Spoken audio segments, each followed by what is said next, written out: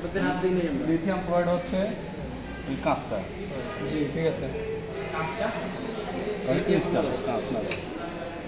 ঠিক আছে, লিথিয়াম ফ্লোরাইডটা হচ্ছে ডিস্টেন্স মাপ হবে। ডিস্টেন্স মাপে যদি তাহলে এখান থেকে যে ডিস্টেন্স মাপা শুরু করি তাহলে কি শূন্য ডিস্টেন্স হয়? ডিস্টেন্সটা হচ্ছে ভেতর থেকে আসে। ঠিক আছে না? তো আমার হচ্ছে মিটার চলে এইখান থেকে, তার মানে আমি এখানে যদি 5 ধরি তাহলে আরও ভেতরে 3 mm আছে, সেই 3 mm আমি হচ্ছে নিয়ে নেবো। ঠিক আছে না? যদি এইটা যদি হয় তাহলে এবার 3 আর 5 বোঝা লাগবে। হ্যাঁ, লিথিয়াম ফ্লোরাইড ক্রিস্টালটা এই প্লেনে নাই, আছে ভেতরে। আমি এই প্লেন থেকে যদি 5 মিলিমিটার নেই তাহলে আরও 3 মিলিমিটার যোগ করে 8 মিলিমিটার আমার হচ্ছে লিথিয়াম ফ্লোরাইডের দূরত্ব দরকার। লিথিয়াম ফ্লোরাইড থেকে ফিল্মের এটা হচ্ছে 4-4 সিমেট্রি। হ্যাঁ, 4-4 সিমেট্রি হচ্ছে আপনি একই ইমেজ 4 কোয়াড্রেন্টেই পাবেন। ঠিক আছে না? বাঁকা করে রাখছি 90 ডিগ্রি বাঁকা করলে কোনো সমস্যা ছিল না, কিন্তু হচ্ছে এই বাঁকাটা হচ্ছে ইয়ে হয়েছে। আমি সোজা রাখলে কোনো প্রবলেম হতো না সোজা রাখবো আমি। ঠিক আছে জি, কিন্তু আমি এটার বদলে যদি এরকম রাখতাম তাহলে একই ইমেজ পাইতাম, 90 ডিগ্রি ঘুরে একই ইমেজ পাইতাম। ঠিক আছে না?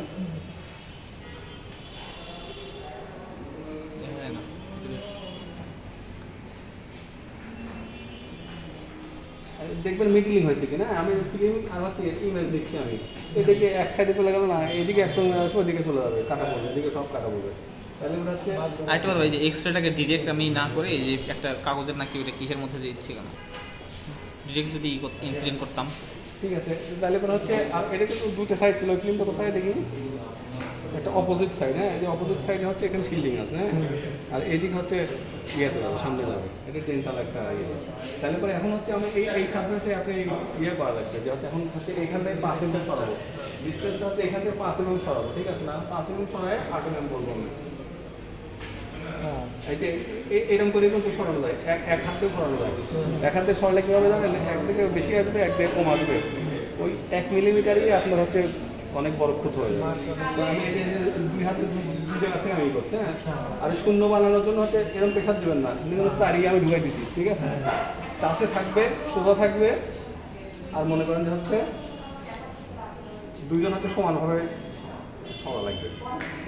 আর হচ্ছে এই পার্টটা মাপবো না, ফিল্ম এই পারে আছে, এই পার্টটা পার করে মাপবো। ঠিক আছে না? কিন্তু 1 মিলিমিটার অনেক বড় ডিফারেন্স। ঠিক আছে না? এটা আমার নয় হয়ে গেছে।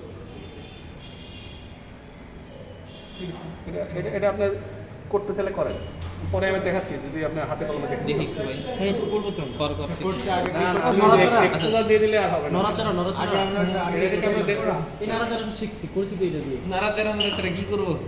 না এটা 5 mm ইয়ে করলাম কিভাবে? কোথায় নাড়বো?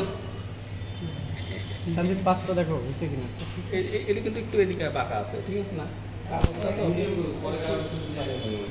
যত সোজা হবে কাছ থেকে এটা হচ্ছে আলোর মতো আর কি, একটা টর্চ লাইট সারা দুনিয়া কভার করতে পারে সূর্য, কিন্তু সূর্যের কাছে গেলে কিন্তু ওইটুকুই কভার করবে। এটা হচ্ছে এরকম, যত দূরত্বে যাবেন তত ছড়াই যাবে। এবং হচ্ছে ওই জায়গা থেকে আমি মাপ নেব, তাহলে পরে হচ্ছে বিকার জারি না থাকে, এটি খেয়াল করবেন। এখন কি আপনার মনে হয় 8 হয়েছে? দেখি আমি একটু দেখি স্কেলটা।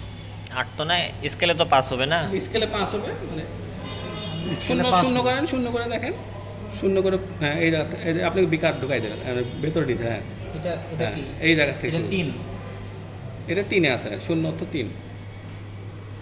আর এই দিক তাহলে 5 এ। হ্যাঁ, 5 মিলিমিটার। কারণ আমার ওই ইয়ের উইথটাই কিন্তু 2 mm এর মতো। ঠিক আছে না? আপনি আউটার এজ ধরবেন, আউটার এজ কাউন্ট করবেন। ঠিক আছে না? এই এজ যদি ইনার এজ নেন তাহলে ইনার এজ নেবেন। ঠিক আছে না? ভিতরে 3 আছে, বাইরে 5 নিলাম আমি। বাইরে 5 নেবেন। ইনারাইজ নিতে হবে, তো 5 হয়েছে কিনা, ইনারাইজে 5 হয়েছে কিনা। না, আমি তো শুরু দেখিনি, শুরু যে দেখছে সেই জানে যে ঠিক আছে কিনা। আর কি বললাম ভাই, যেটা শিল্ডিংটা বাইরের দিকে রাখবো, তাই তো? হ্যাঁ, ওটা সবসময় রেখে থাকবে। তখন এক্সট্রা এই বাস থেকে তো আসতেছে।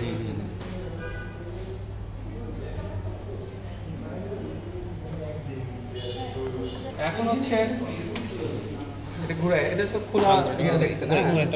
প্রথমে হচ্ছে আপনার মিনিট দিতে হয়, মিনিট আমি 60 মিনিট দেবো, 60 মিনিট ওরা দিছে, এন্টার দিলাম। এন্টার দেওয়ার আগ পর্যন্ত কিন্তু হচ্ছে এটা ধরে রাখবেন। আমি এই বদলায় দিয়ে চলে গেলাম হচ্ছে কিলো ভোল্টে 22, এন্টার দেওয়া আছে।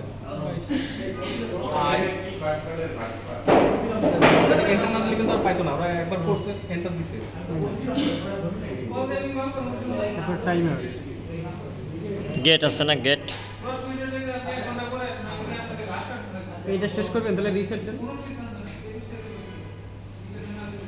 রিসেট হয়নি, ভালো কাজ করে না। এন্টার কাজ করে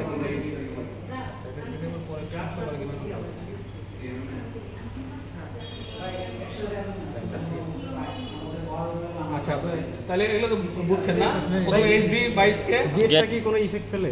না গেট 1 আছে আপনার 1 সেকেন্ড থাকে গেট এখানে থাকে। হ্যাঁ টাইমার হচ্ছে 60 মিনিট এটা হচ্ছে এত ভাঙাচোরা দরকার ছিল না, এটা হচ্ছে তো ফুল সুইংয়ে ছিল, আমরা ফুলই নিতে পারতাম না। এটা হচ্ছে ইয়ে তীব্রতাটা, কিন্তু আমাদের হচ্ছে লেজার এটা হচ্ছে অনেক পুরাতন 18-20 বছরের 24 বছর পুরাতন। এটা হচ্ছে ইয়ে করে না আর কি, ট্রান্সফর্মার ফুল লোডে দিয়ে আটকে আছে শুধু আমি কী করে আগে 25 মিনিট দিতাম, আমি হচ্ছে ইন্টেন্সিটি কমায় এক্সপোজার টাইম বাড়াই দিচ্ছি। হ্যাঁ সেজন্য এটা এই মেশিনটা তো বাতিল হয়ে গেছে, 2 বছর বাতিল ছিল কাজ করতো, ও আবার এসে ইয়ে হয়ে গেছে, ওর কিনে নিয়ে এসে এখানে কাজ করাচ্ছে। তো পরীক্ষার সময় যদি দেখেন যে হচ্ছে ওইটা চালু হয়ে গেছে, ভয় পাওয়ার কিছু নেই, আরও সহজ হয়ে যাবে, ওটা দেখাই দেবো, সমস্যা নেই, হয়তো প্র্যাকটিস না করলে দিবেও না।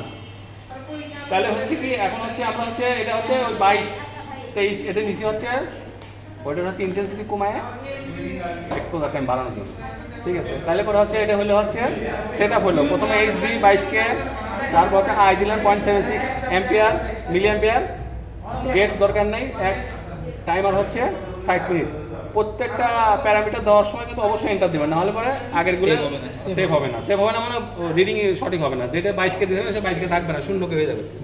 7 ইয়ার না এন্টার না দিলে পরে ওই 76 থাকবে না, 0 হয়ে যাবে, হাই ভোল্টেজ অনই হবে না, ঠিক আছে। এবার স্টার্ট দিন। তাহলে হয়েছে। হ্যাঁ